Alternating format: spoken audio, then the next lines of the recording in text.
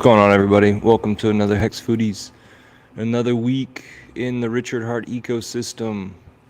We are in a glorious position. Things are failing all over the place. Bitcoin hasn't yet reached a bottom that Richard Hart is expecting. What's up, Marcus? I'm adding you as audio only. What's happening? Not too much. Just not really planning on doing much today. Snowing here today, so Okay. So how many inches you guys getting? we'll probably, I don't know how much we're gonna actually get, but we'll probably get close to one. Awesome. Have you been watching or have you been paying attention to what's happening in Twitter Spaces with Richard talking to the rest of the world? I have not really been paying attention to it. I listened to the last one he was on, I think, just talking about, the whole FTX debacle and whatnot.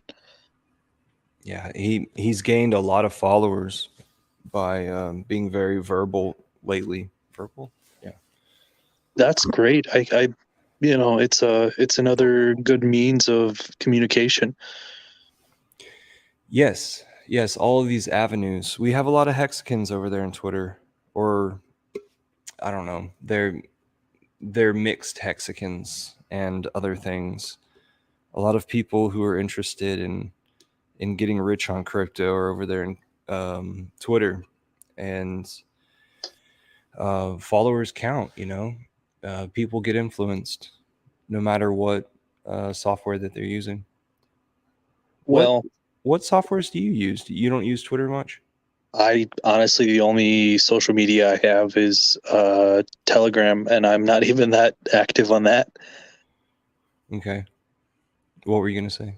Oh, I was just gonna say the wonderful thing that I've noticed about Hex in general, and I don't know if this is common everywhere else, but is we kind of have people in everything, literally everything, from all walks of life, whether you're exorbitantly wealthy or you're just an average middle class, working Joe, I suppose. I agree. We do have people of all different types. I come from architecture perspective. I haven't met very many hexagons who are also technical drawers, but I have met, um, all the fields surrounding, and yeah, it's a lot of fun to get with some hexagons and do some shit that y'all have in common.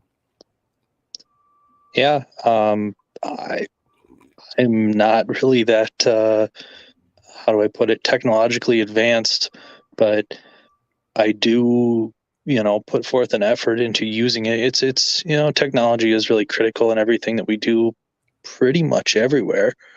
There are very few things that we do that are not, fueled or really run by technology. So I'm doing my best to make an effort into, really putting forth technology into a forefront in my life that I can take advantage of, I suppose. I guess that's a good way to put it. So I would like to know, Billy Hex is giving us a hard time in the chat. I would like to know, when was it that you first got a personal computer inside of a household of yours? Um, Personal computer. I would have probably been like 14, which would have Yeah, been 7, 8 years ago. yeah. Um, so I had one. Let's see, it was a compact Presario or something like that. Maybe I'm just thinking Presario, but it was a compact desktop, and it sat at our little office station in our kitchen. And then whenever I became like a sophomore in high school, I think then I got a computer in my room. And then I was able to, like, go on chat rooms and download music and stuff. But my mom got an iPhone before I got one. But I was listening to podcasts while I was doing architecture models, working as an apprentice over here on the next block. So that was all the way back in 99. I think I had an iPod, and I was just like, devouring whatever would come to my ears. But really, it was all music at that time. So I just needed podcasts to be introduced to me. Do you listen to podcasts? Primarily, that's all I really listen to. I don't really listen to music, so I mean, podcasts or YouTube talk shows, I guess. I struggle to listen to music. I never really got that big into it, even as a kid, and I would much rather take my time and learn something versus I'm not saying waste it, but versus use music. So the thing with music is like I listened to it once, maybe twice, and I've mastered I've recorded it in my head to where it's not gonna get I don't know if it's ever gonna get any more new. Um, and so the tune stays around every little elevation. So it seems to me like I'm just getting on a download. Like I'm just setting myself to a system, and I'd rather not be on somebody else's beat. I'd rather be on my own beat or something that I know is going to better me. Whenever I meditate, I'll do mantras, and that's getting yourself on a rhythm, and it's somebody else's planned rhythm for your situation. So I have really gotten away from singing other people's songs, is the way I like to describe it to people.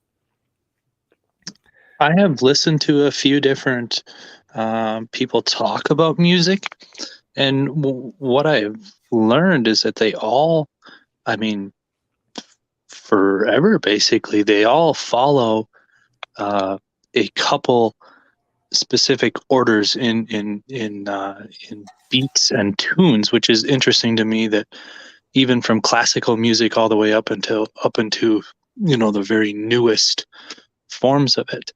And I don't know the actual beats that they follow, but it's all very, very similar in that respect. So tell us some of your favorite podcasters. Um, Concrete podcast is kind of an interesting one. I don't know how long he's been around, but he's been around a little while. Um, Joe Rogan, I kind of veered away from him in recent times, but he has a pretty wide variety of people. Um, uh, I do like Randall Carlson. He's on a lot of different podcasts. But other than that, I don't really know too many. An interesting guy, an interesting person on YouTube that I like to listen to, and I started to recently. He's been around for at least 6 years. Is Isaac Arthur is his name. He sci-fi type of stuff, but overall, he's pretty cool to listen to.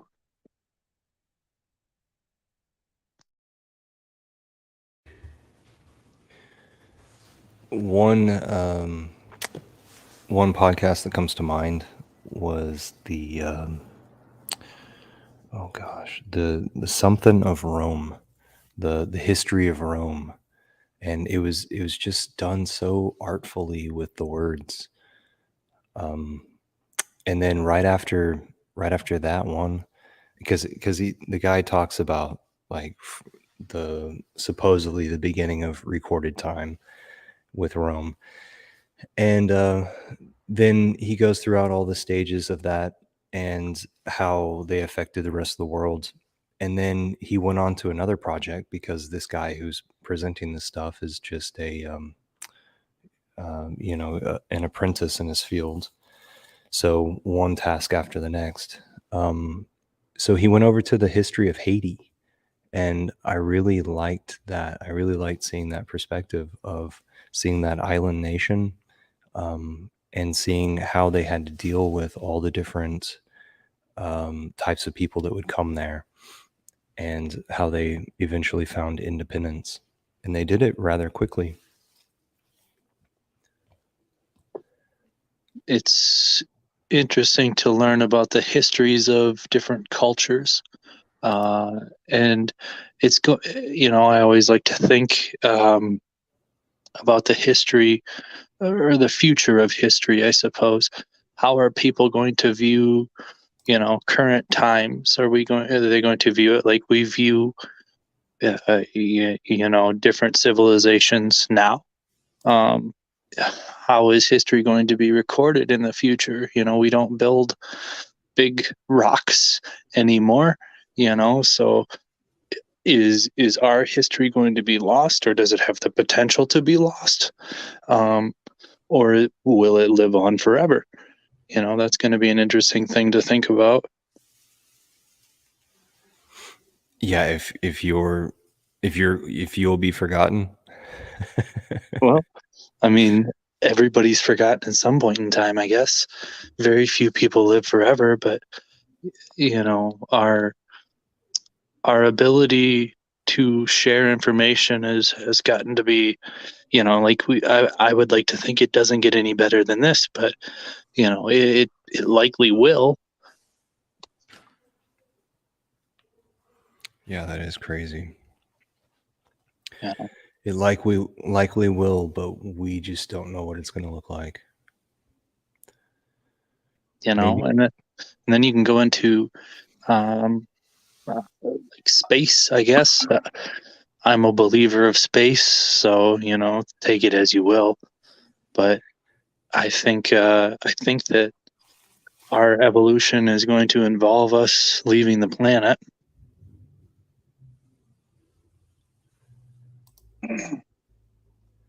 So did you look up the Red Bull ingredients? I haven't yet. I'm doing it right now, though.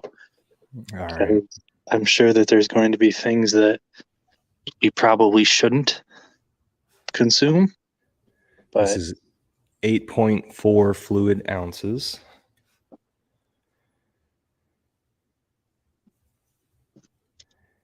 It's appreciated worldwide by top athletes, busy professionals, college students, and travelers on long journeys. That's an interesting statement. well, I don't know. I used to drink it when I was a kid, but I basically don't drink any energy drinks anymore, just because they're really hard on me. They're not good. So I drank some of these in college, and the way I sort of figured out like how many of them I was going to drink was I would treat myself to one before every test. So maybe I had well, I say every test, but maybe like 2 every test day. So maybe I had like 6 a month or something. 6 a month doesn't sound that bad, as I'm holding a huge coffee in my other hand. No, and everything in moderation. I mean, you can overdo anything. You can overdo water if you really want. But yeah, I get jittery from pretty much all energy drinks, whether it's a Monster or I remember Axis bought a water cooler. It was a water cooler, and I don't remember how many cans of a drink of cocaine was what it was called, and that was absolutely gross. It was terrible. It was a drink called cocaine. Yeah, it was in a bright red bottle and it had white lettering. It was called cocaine. That's what it was Interesting. called. It was like a spicy. It was gross. It did not taste good, and that was, I don't know. I didn't even drink a full one. So this says that it has 54% of your daily value of added sugars. Ooh. Total sugars, yeah. 27 grams. And like you can look at a lot of your like soda and stuff like that, and that's got in a bottle of it, which is 20 ounces, is usually in the 40s or middle 40s, 45, 46. And to think like that, that's a huge amount of sugar to be drinking in a 20-ounce container. This is 8.4 ounces. And then it says its caffeine content is 80 milligrams. And it says it's not recommended for children, pregnant, or nursing women, and persons sensitive to caffeine.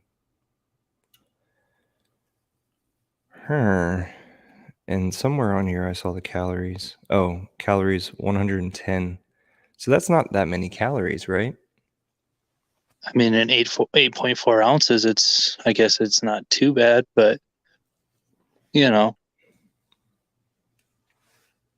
could drink 20 of them in a day and get your 2,000 calories. Oh, goodness. 20 of these. Liquid calories are never good, so they're fast, but they're never good. All right, let's get some burnout comments in the chat, and from you as well, Marcus. What sort of situations have you gotten into from like burnout of drinks?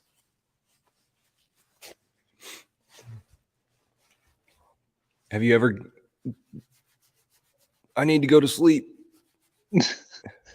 No, I never really was one to abuse caffeine or other stimulants like that. I never really was one to do that.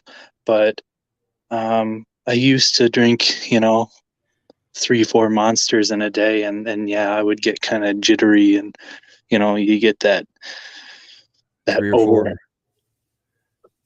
3 or 4 monsters, big guys. Yep, yeah, Like the big 8 ones. inches tall. Wow. And I used to have the heartburn. It would just cause severe heartburn. Oh. Then you get the monster burps, which are absolutely disgusting. Oh, that's great. Did your wife ever experience any of these burps? Were you the only one to smell them? Yeah, I was the only one to smell them, but they're pretty gross. They just gave me indigestion, and after being a uh, middle teened person, they just, yeah, you drank. Like I said, I used to drink a lot of energy drinks, and then basically none, because they're not good. HOA says that I can even sleep after drinking coffee. I only can't sleep when Hex is pumping. Is Hex pumping right now? What's the price of Hex? Okay, so things that have been happening in the news. Richard has been making himself more public. FTX has filed for bankruptcy. FTX is another situation where it's an exchange related to crypto, and they did something funky with their books, tied to real world assets. Real world assets become due or whatever. Things need to be moved around. Stuff fails. FTX, supposedly the CEO is still.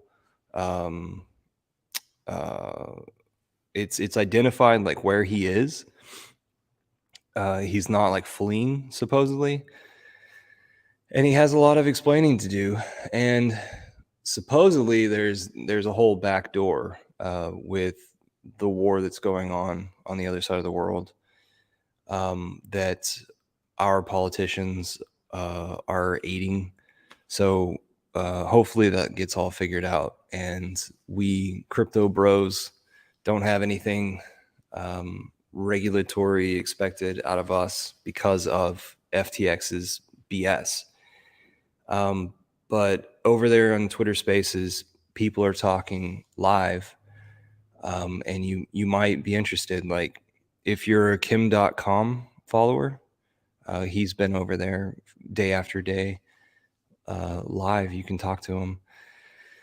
And he's been in Hex Twitter Spaces before. Kim.com has. Oh, supposedly today, the guy that has been running the popular Twitter space that Richard made sure that he got into yesterday, excuse me, the guy who has been running that stuff, Coffee Burp, he is going to have supposedly none other than Hunter Biden on today. So that'll be really surprising. But about 2 nights ago or 3 nights ago, he had Elon Musk and Kim.com exchanging words. And Kim.com, he stated wouldn't it be wise, wouldn't it be a smart thing to advise everyone right now to take your crypto off of exchanges? Wouldn't that be wise, Elon Musk? And Elon Musk took it in and said, yes, that would be wise. That would be something that we could tell everyone to do right now. So that was a pretty interesting,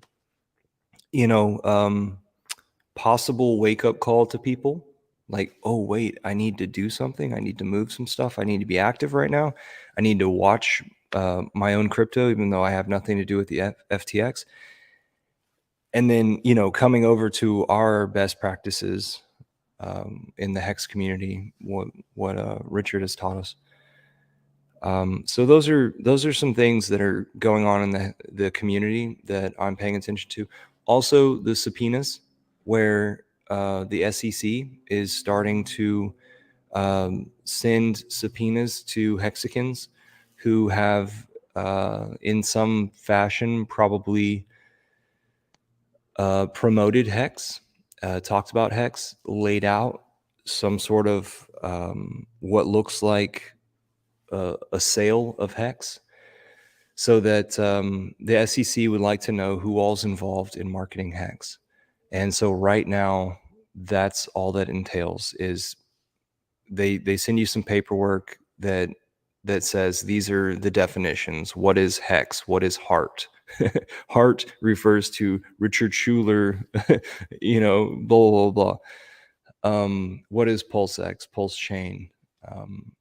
It's pretty interesting paperwork. You can find that on Twitter as well. Some of the Hexicans have taken some screenshots and put them up. So that, and the guys in the postcard group are trying to figure out how exactly they want to make eye candy via postcards for the Celsius people, because we've gotten a list of the people who were heavily involved in Celsius and probably lost a lot of money there. And then we have yet to get any of the FTX lists of people. Like, whenever things go to court, I believe, then we can go and recover names inside the documents. All right, I just rambled quite a bit. Anybody have any questions on that stuff? Marcus, you still with me? Yep. One thing I have noticed is I'm seeing more of the not your keys, not your crypto talk online. Yeah. That's a really powerful statement. I don't know who said it, if it was Richard or who it was, but that's a really powerful statement, and I try and put forth that to all of the people who I've gotten into crypto, and to all of the people who, are going to get into crypto.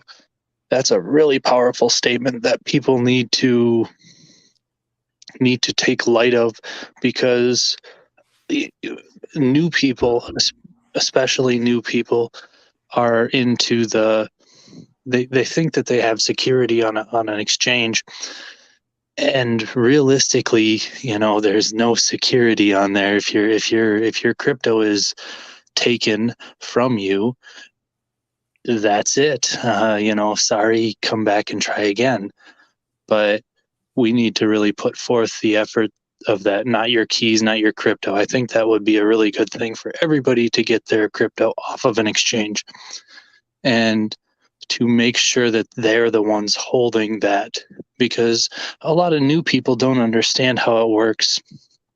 And I'm not trying to say I'm an expert in anything, but I did learn, that you really don't want to keep your crypto on a centralized exchange. It needs to be in your possession.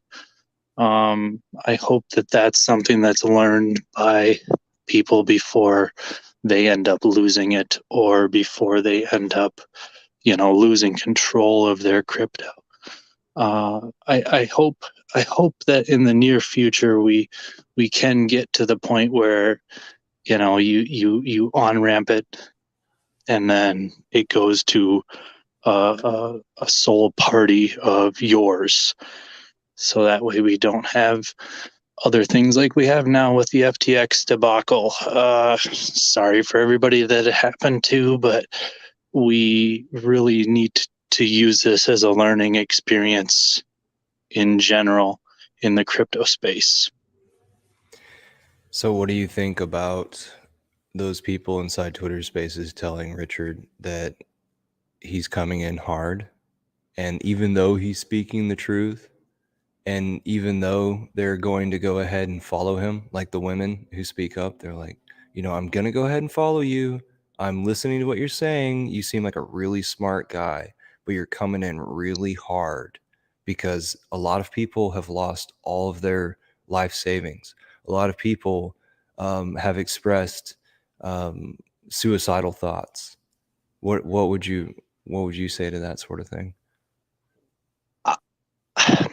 I'm a person who likes the directness of Richard. Is it the best? Questionable. But I really am a strong believer in being to the point, and that type of directness may not be palatable, I guess you could say, to a lot of people.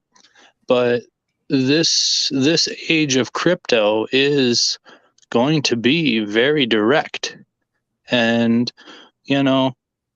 for lack of better terms, pussyfooting around is not going to be a good thing for a lot of people. I do think that the way Richard speaks, unpalatable to some, but they'll get used to it. Yeah. Yeah, and we were just talking about the speed of technology and speed of communication, and it's like everybody's got, well, my mom used to tell me, everybody's got the same amount of time in the day. So I just gave you that information. Do what you will with it. I'm sorry I can't palette it just perfectly. Yeah, really. I mean, we all share the same 24 hours in a day, so it's our responsibility to use it in the most efficient or inefficient manner, however we choose. Yeah, and I got a self-help book if you want to read that, but you're not fucking reading it, so so I have to talk to you directly. Man, there's a lot of folks who they they have never been in a situation or scenario where a rough landing is the case. We were, in general, we're pretty soft, and technology kind of softens the blow on a lot of stuff, but it firms up the landing for a lot of things too. We can't go through and there needs to be a hard landing on stuff. There needs to be at least that threat of a firm landing in general, because if it's not, soft people kind of suck. So, for lack of better terms, I really do feel very strongly that, you know, a firm landing is the best option for most things. I just, I'm thinking like whenever you say that, I think about advertising and how it doesn't matter as long as you get impressions. You know, enough people will catch on. You know, advertising is a really interesting thing too. I'm not an advertiser, but I do see advertisement, and it's kind of fun to see how it's changed over my, because I haven't been on this rock that got awful long, but with the advent of technology and this on demand, everybody's looking for the next big thing, I suppose. How many clicks are you getting, or how many interactions are you getting? And that's kind of crazy too, but this is the way it's going, and probably for the best, I suppose. Billy Heck said, coffee is like cocaine for me. It puts me on edge, gives me the jitters. I understand, like if I drink too much coffee, I think my muscles will lock up quite a bit. Things just don't feel right. And I get really uncomfortable and I want to like end the day and hydrate. HOA talks about being called HOA. That's what you get. Hex on air is harder to say than HOA.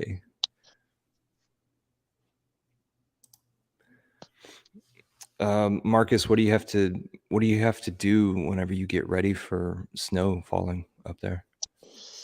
Well, make sure you got good tires on the vehicle.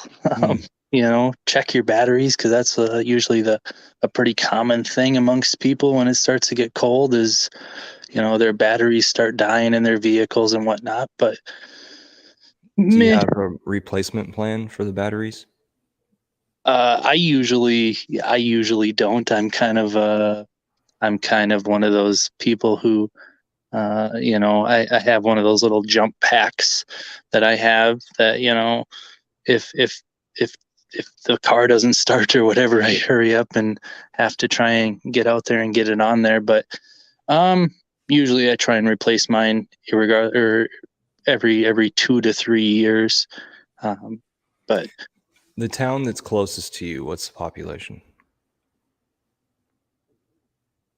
10,000 people. Okay, cool. I live in something that's like 80,000 and growing. Yeah, I'm in like I said, a really rural area. I've said that before. But yeah, about 10,000 people is the biggest one within driving distance of 15-20 minutes. But I like this lifestyle. I don't think I'd want to go to anywhere that's bigger than this. Yeah. I get it, man. That's awesome. I live in like, you know, a built fake environment almost. You know, it's almost fake. And the reason why I say that is because it's like it wasn't built by the same people who occupy it today. So Yeah. not everything's recognized. On these ingredients, I see that there's Taurine, Taurine, and I recognized that from Daraj putting it in the chat yesterday, and he said that there's a myth or a legend that they get that out of the bull's nuts. Well, I think taurine. I think that's, I don't know how you say it. Isn't it a plant derivative, kind of like caffeine? Yeah, that's how Daraj was explaining it, and your pronunciation was probably right. I don't know how to say it. I misspelled Already? Lubbock or mispronounced Lubbock. I'll remember that though. I haven't mispronounced it again. So, but It's the Llano Estacado. Do you call it Llano Estacado or Llano Estacado? That's what matters. I forget where Lano. the name Lubbock came from. Not sure. I really can't wait to get down to Texas again. I haven't been down there in a while. Yeehaw. Nicer than what I got up here right now. I see a lot of social media posts where people are celebrating being in Texas. You know, I came from New York down in Texas. Things couldn't be better. Fuck New York. But you're never I've going to been move there a down couple here. times. You're not going to move down here, right? Probably not. I do like the seasons, and I can't take the heat like that. Oh, But right. Okay. but you know, I wouldn't mind traveling there occasionally. I would be like a snowbird, I guess, come down there in the winter time. Now, is it that your body can't take the heat or you just don't like the heat? I don't like the heat. I mean, I can take it, I guess, but I just don't like it. Do you ever go to like beach vacations? No, I've kind of stayed away from the coasts my whole life. Mm. Somewhat by choice, I suppose. But yeah, I don't know. I like the interior of the country, I suppose. Have we discussed what zodiac you are? Are you like a land zodiac? I don't know. I'm a Scorpio, so Oh, no, you're that's a water. is it? Yeah. Well, Surprisingly, right? yeah, I'm a Scorpio. Um, I think Have we added that to the chart? Are you okay with that? yeah. Okay, so everyone, Google Sheets, you have edit capabilities inside of the Telegram chat, t.me / what is it, Hex Foodies right now? Is it? Yeah, t.me / Hex Foodies, which is Hex Guild. There is a Google sheet that I've created that has everybody's zodiac. If you are a Hexakin, you got to be a Hexakin. Otherwise, we don't care. And you're okay with sharing with the community or online people what zodiac, so like about what time period you were born in the year, then we might have a better understanding of what type of person you are, what type of human being you are, where it is that you have caring in your soul, I guess, what it is that really invigorates you. Then we can connect. We can look at, okay, typically these types of zodiacs work well together. Maybe these folks would work well together, and so we can introduce them or suggest that they talk to each other. And maybe they'll get on a path of friendship or a project within the Hex community. Then off to the side of that, I've created 30 HSI stakes to be our distributed treasury. So if it is that you would like to be a part of this distributed treasury and hold one of the HSIs, where I've set up HSIs to come due every 6 months for the next 15 years. If you want to be a part of that, go to the same Telegram chat.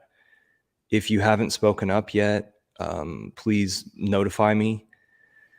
If you haven't yet gotten me your Ethereum address in order to receive the HSIs, you're in trouble because I am this close to passing you up on this opportunity. So I think Whales Only is one of those. Finbear is one of those. A few of the guys that it's blurry on who's who and what's what. Facing Realities down here in the chat. I wrongfully called him out the other day, and he was like, "Hey, I got you that." Uh, so I apologize for that. Just so many. I just thought that it was going to be a little bit easier to get these HSIs distributed. So that's why it's a little bit blurry in my head of, okay, what progress have we made in this? But then off to the side of that, we've got one of our members, a Wild SJ, who is about to purchase a van or a bus, and she's going to overhaul this bus, and she would like for the Hex community to do work trade situations with her. So she could come and visit your area if you could work on the bus, and then she could work on something for you. Or us being Hexicans and awfully gifty, maybe we could just give her things or gift her the work put into the bus. So it's a short bus. It's kind of like what Marcus, have you seen the bus? I have not. I was going to watch the video, but I did not. I have not seen it. So it's like an 8-seater bus. It's really small. There's not even a passenger seat. Instead, that's where the steps down and the bifold door are over there, the passenger seat area. So it's almost like one of those. It's one of those buses that'll pick you up from your car out in a parking lot off to the side of the airport, or Hmm. it's one of Yeah. those buses that like, so you know what I mean, like where there's Yeah. luggage racks right now, but you could fit a lot of seats in there. It's about that size. So like if you're yeah, just a shuttle bus. Yeah, it's just like one of those little ones that you can go from, like the edge of the parking lot in the airport, and they bring you up to the front, or wherever your entry or exit point is. I've Yeah, seen so them it's before. so you can stand all the way up in it, and especially SJ will be able to stand up all the way in it. Um, and the person who owns it right now is a friend of hers, and that person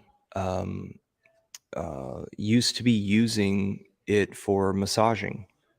And so it's just parked in the backyard, and it's been parked there for like 5 years. And it's been like its own little room for privately for massage therapy. Um, and so like she wants to make a recording studio inside of it. She wants to continue to do her voice artistry and turn that into a recording place. And of course, travel all the Hexicans, travel and visit them. So I'm trying to figure out like what sort of little artistic thing could I do inside of her van. And I keep thinking towards wood. Got another burp, excuse me. What do you? I guess I don't know. I always thought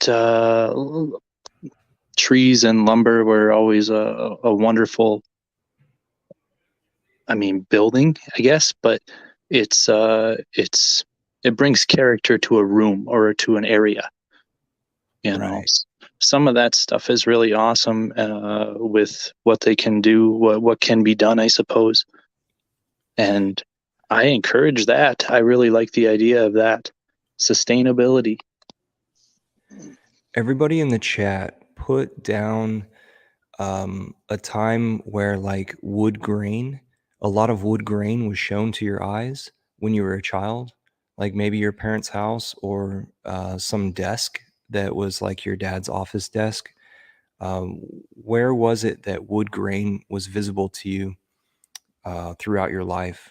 And did it have this warm feeling? Did you have an attachment to it? What comes to mind for me is that a lot of the houses that my friends grew up in or were occupying whenever we started hanging out with each other, like middle school, high school, they had just white painted baseboards, or the composite board baseboards. And then in my house that I was living in, that was built the year I was born, the house that we moved in there when I was 2.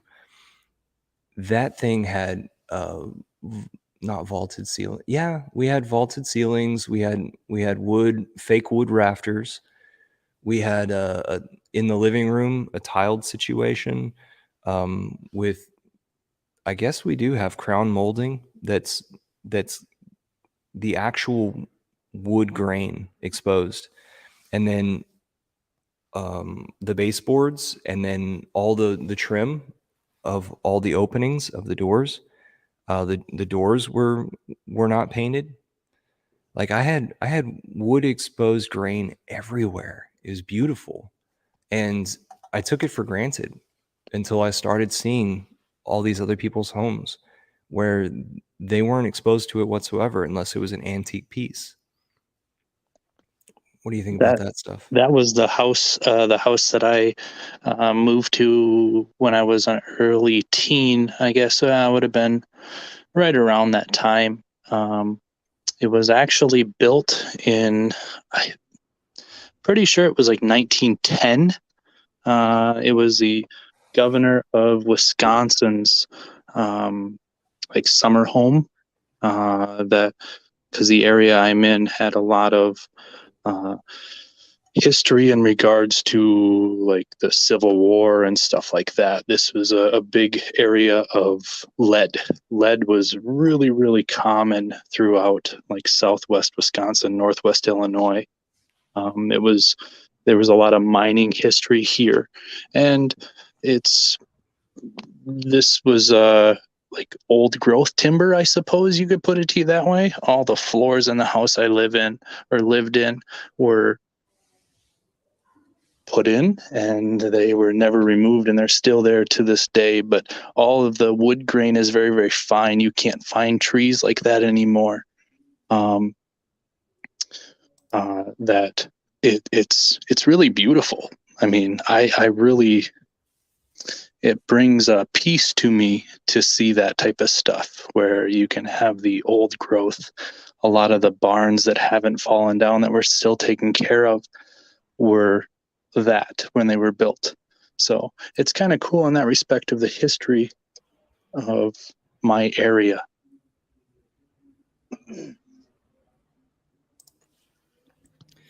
So this reminds me somehow of how like people always say like, oh, we'll put up barn wood. Oh, that's the barn wood accent for my living room. Like let's go collect wood, salvage wood out wherever, and bring it into our house and just put it on top of drywall and accent that. It's it's like it's like those people have bastardized what is capable, right? Mm-hmm. Like you could Yeah, I repurpose the agree. wood in such finer detail with some craftsmanship, but they just don't. Instead, they're just like that's very interesting. It's like the you're taking a dirty piece, yeah, bastardized piece. Very interesting. Bit Finesse chimed in on this. It resonates with him, and he's also got like a new avatar. So he says, I saw wood grain in the mahogany. I saw wood grain in the mahogany furniture my parents bought from a man named Snowy in Bruges. Seeing that dark grain felt very warm. The furniture was burgundy leather, very warm stuff. I had one of the pieces in climate controlled storage. I drove over 1,000 miles to retrieve it from my brother. Can't let that slip through the cracks. I get on my knees for excellence as I aspire to it. So he's got hell of respect for craftsmen of yesterday. And ooh, that mahogany. Right when he said mahogany, I just, oh, like just such sturdy, just a sturdy anchor came to mind with a soft feel. Bruges, Belgium, Keltec says.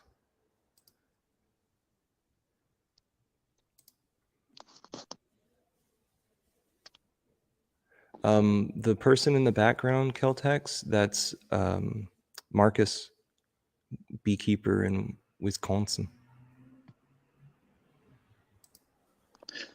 Oops. I'm trying to talk here.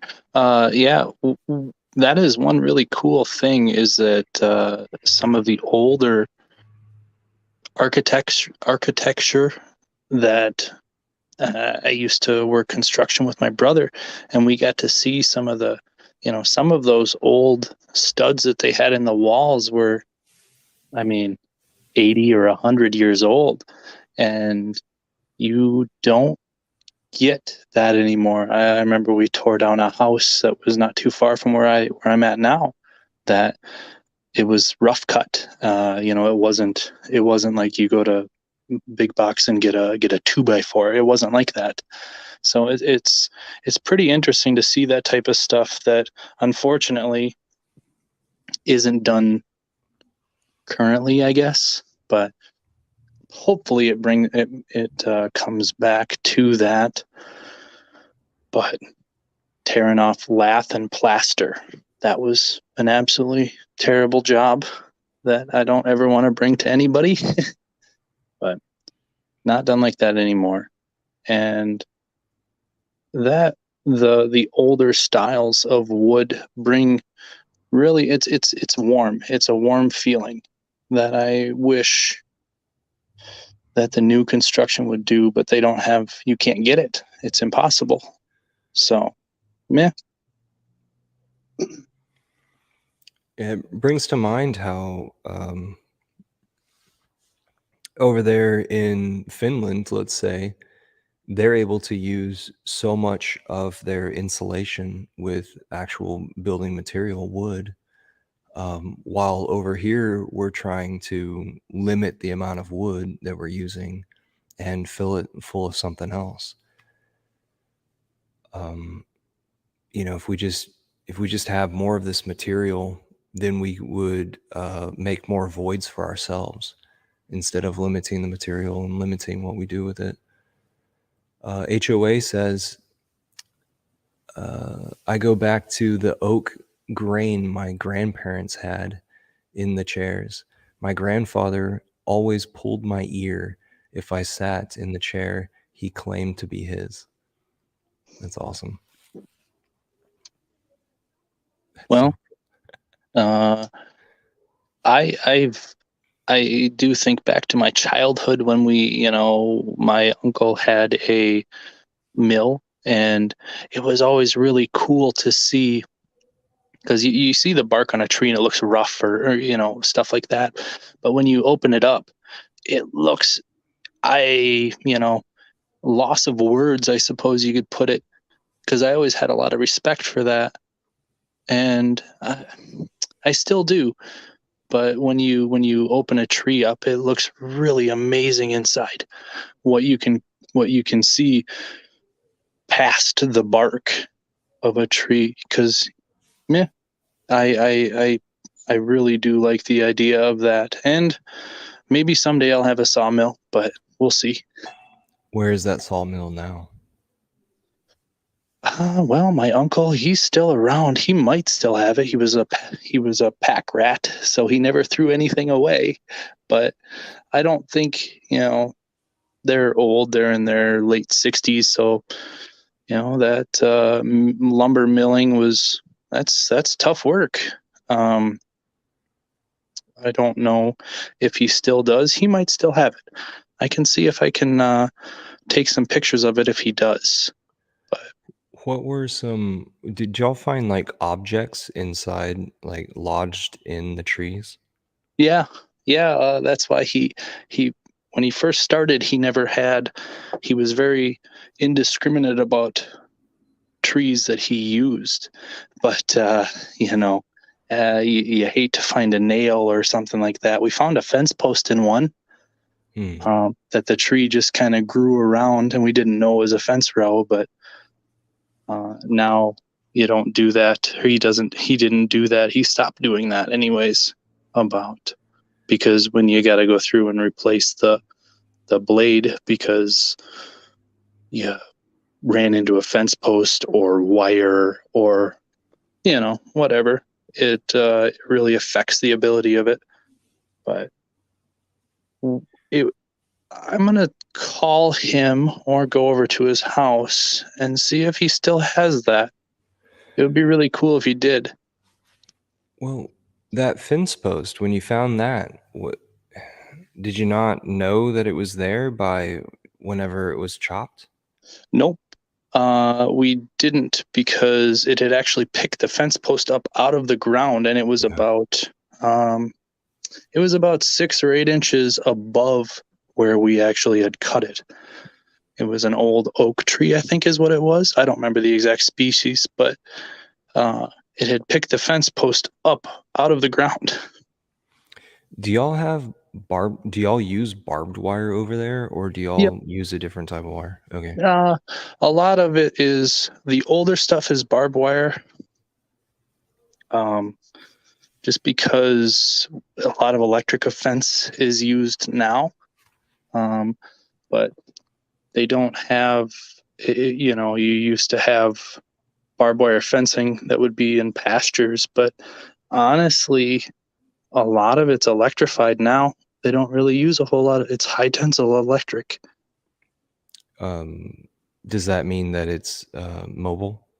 Yeah, it's cheaper than barbed wire. So that's the primary reason that they do the electric fencing.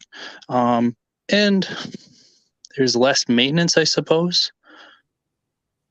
It's easier to run than barbed wire. So was it you that shared that video about thousands or millions of bees overwintering inside the shack that this Yep. guy?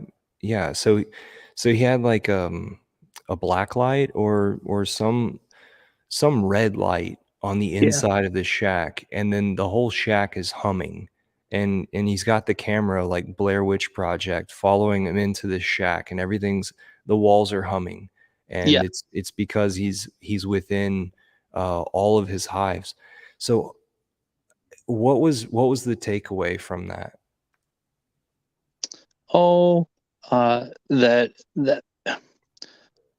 it's becoming, I don't want to say more common, but a lot of people are starting, because he lives in Canada.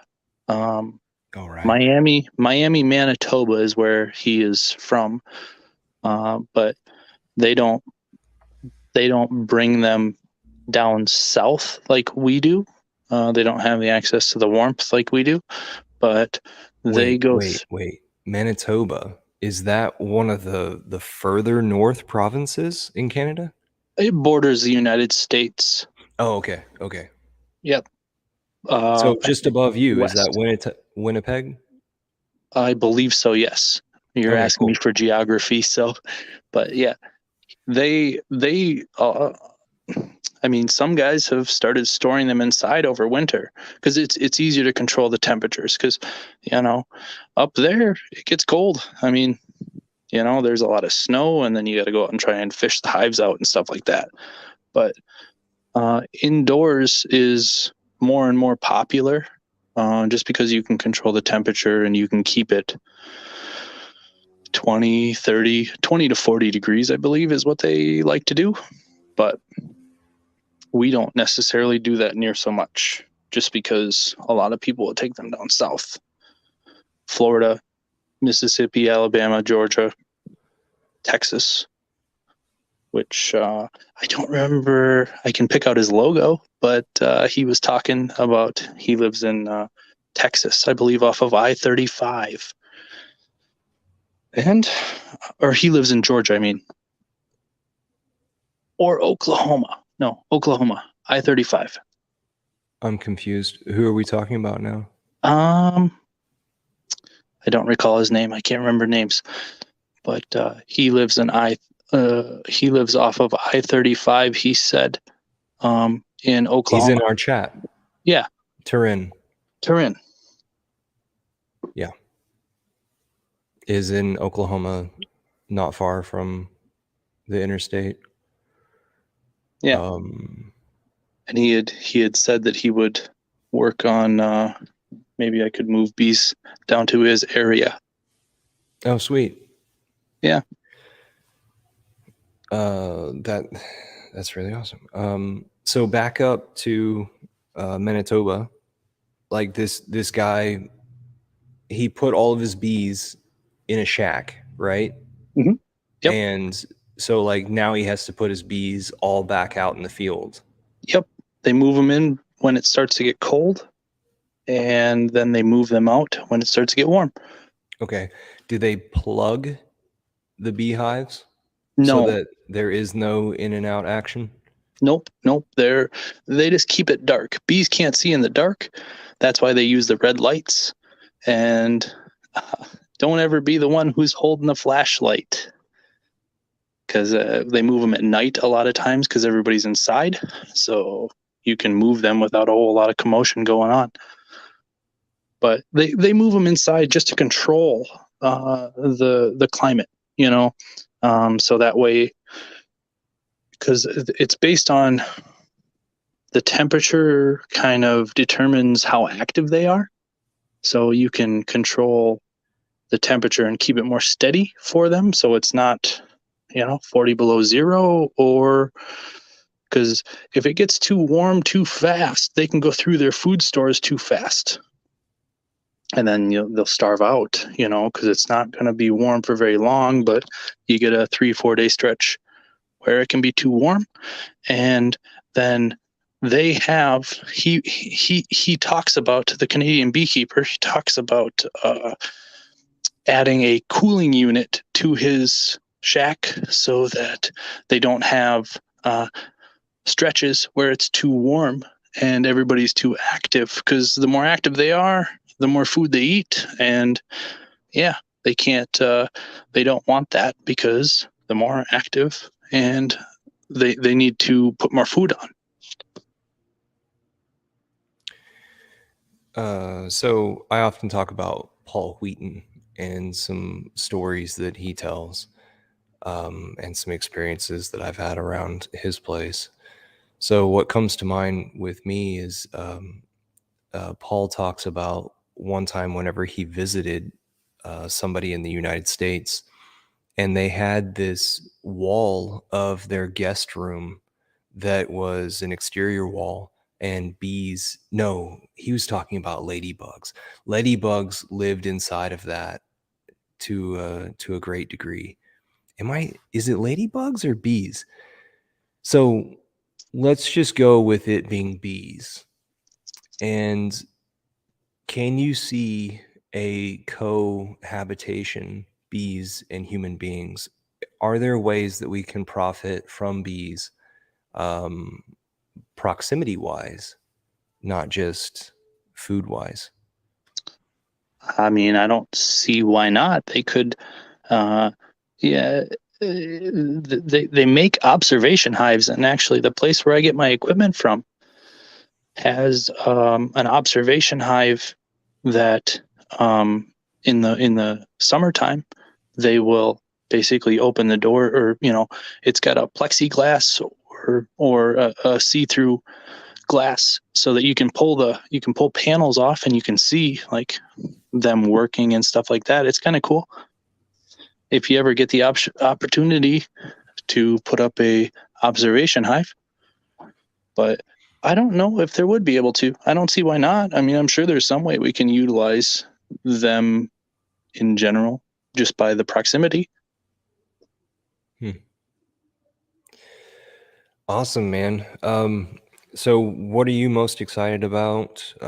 What do you got going on going forward? What are you most excited about with Hex? Richard's leadership, the market's failing. What do you think? Oh, Vitalik just sold 3,000 Ethereum at 1,250.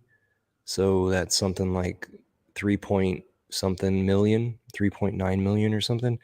That's something to take note of. Whenever it is that Vitalik takes some profit. What am I excited about? Yeah, let's start closing her out, or actually let's allow you to lead us out. The bear market. I everybody hates a bear market. I am no different. But I'm excited to see. I love seeing the personality changes. That's what I love the most, because yeah. this is my second bear market. I got into crypto in about 2015, and so I've gotten to see the bull market, the first one of mine, and I've gotten to see the bear market. The and 2017 bull 20K Christmas 2017. Yep. Yeah, I got to see that. It was fun. But I'm seeing it from a little different perspective now, because everybody sees, the world is ending. But me, I'm gonna go with Richard on this. We haven't seen Max Payne yet, so there's more to come. In my opinion, I don't think the market is turning around yet. But we need more pain to see the next bull. So, yeah. I'm excited for that. I like to see all the personality changes, and Hex is the only real crypto that I'm in, the real that I'm involved with. So it's fun to go through and watch the trading or the chats and see all of. Before it was like a perma bull, and now it's almost like it's getting to be the perma bear, which would make me kind of feel that we're almost done with it. We're on the latter stages of it. So, I like the bear markets. It's a great time to buy. I just got rugged, but I know what you said, and that's freaking awesome. All right, everybody. Thanks for tuning in, and we'll see you next week. Take it easy. Thanks for having me. Thanks for being here, Marcus.